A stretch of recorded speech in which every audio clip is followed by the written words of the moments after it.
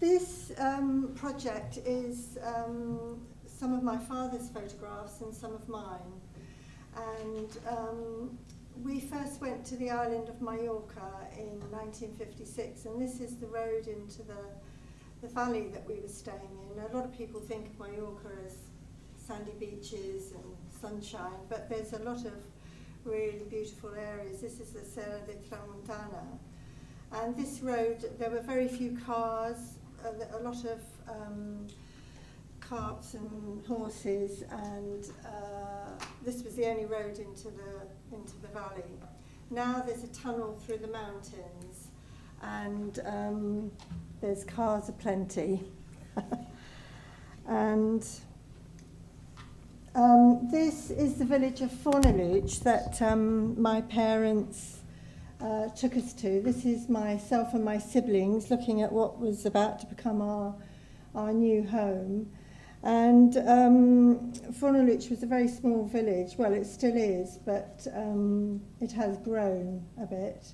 And most of the people lived off the land. They worked. They had olive groves and orange groves, and the valley is famous for that. My parents really fell in love with this place, and they wanted to buy a house there. So this is my father in front of the house that they bought, and I thought they were a bit crazy because it was very derelict at the time when they bought it. My father was a professional photographer, and he taught at Guildford Art School with Efor and Joy Thomas, who were the subject of last year's lens. And he inspired me to become a photographer, and I can remember sort of messing around in the darkroom when I was a child, and obviously captured my imagination. So my father, in 1958, his health started to deteriorate, and he had to leave Guildford Art School, and my parents decided that we would move to Mallorca to live, and I think they hoped that it would help his health. However, sadly, my father died several months after moving there, and before that, every year that we went there, he'd taken a lot of photographs. We'd been going for 4 years, and this is one of the last photographs that he took. And my mother, who is a writer, we actually put a poetry book together, and this was one of the pictures that she used to go with one of her poems. After my father died, my mother, this is a picture of my mother when she was a lot younger, she decided that we would stay in Mallorca for a couple of years, I think probably to help us come to terms with what had happened. However, we did return to the UK after 2 years, my mother to work and us to go to school. We were home educated for a while, and we went to Spanish school in the afternoon, and the education wasn't very good during Franco's era. I think it's improved a bit now. But she kept the house on, and we returned most years, and when she retired, she decided she wanted to go back and live in the house that she bought with my father, and she still lives there. And now she's in her 90s. I tend to go more often than I used to, I guess.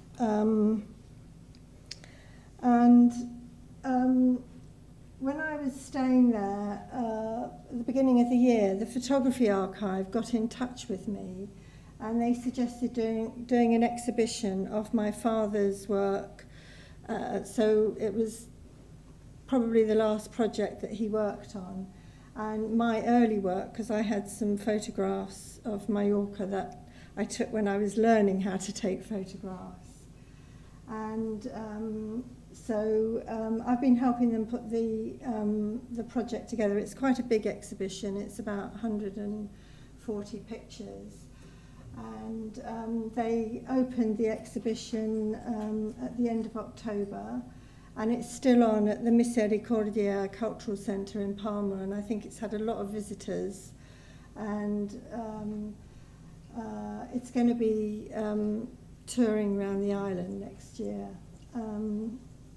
And I had a bit of help from the Welsh Arts Council towards some of the expenses.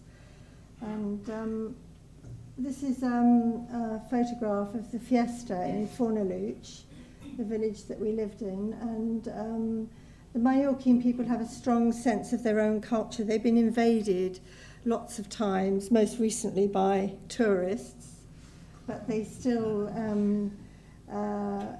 they still have these traditions.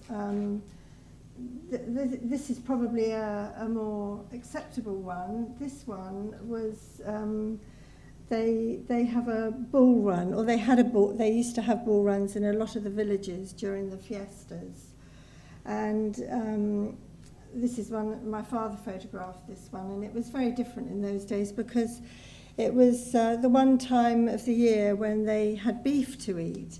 But that's not the case now. But they're still very keen on the bull run in Fornaluch, and it's the only village, I think, in Mallorca that still do it. So, and I think bullfighting's probably been banned in Catalonia, I think I'm correct in saying.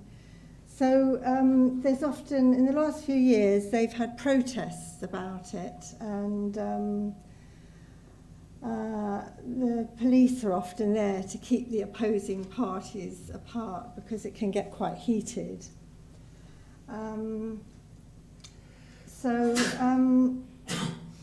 There's several places that the exhibition is going to go to next year, and they offer it to all the museums on the island.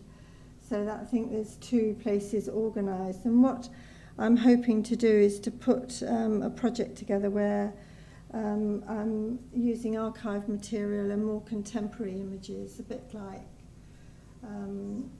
this one of Catalina, who is somebody I've known most of my life. And one of the nice things about the exhibition was that a lot of the people who are in the photographs were able to go and see it, as well as, visitors as well. When we first went to Mallorca, my father photographed Robert Graves, and several times, I think.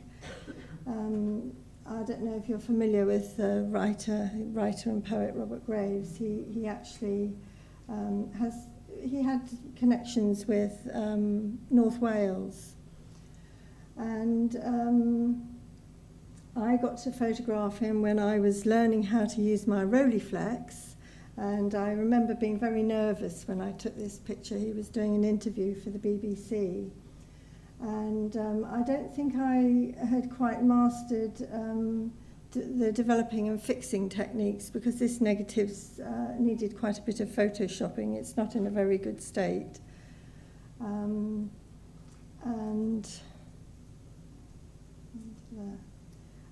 This was also one of the first photographs that I took with my Rolleiflex, and it's the wash house in Fornaluch. And in those days, a lot of the houses didn't have water, and the ones that did have water up the steps, like ours, you often couldn't get any water because the pressure wasn't good enough. So everybody did their washing in the wash house, and it still gets used occasionally, but most people have got washing machines. There is a catalogue to go with the exhibition, and I've only shown you a few of the pictures, but please feel free to have a look at it later if you want to. So we're back in Wales now, which has been my home for many years. And when I first moved to Wales, I found it quite difficult to get work initially in photography. I was a young mother, and it took a bit of time, but eventually I started getting a bit of work. And one of the first jobs I had was working with a team of archaeologists doing archaeological photography in the area. And this is a place that's near to where I live, Lake Vyrnwy. It's the old bridge, which is usually covered by water, into the submerged village of Llanwddyn.